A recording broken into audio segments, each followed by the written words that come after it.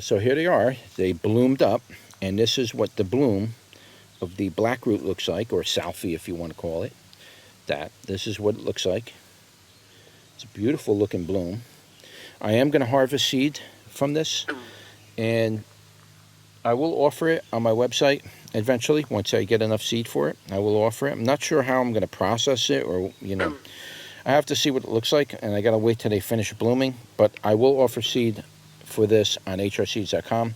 Just wanted to show you the beautiful bloom, similar to a dandelion, but it's a little bit different.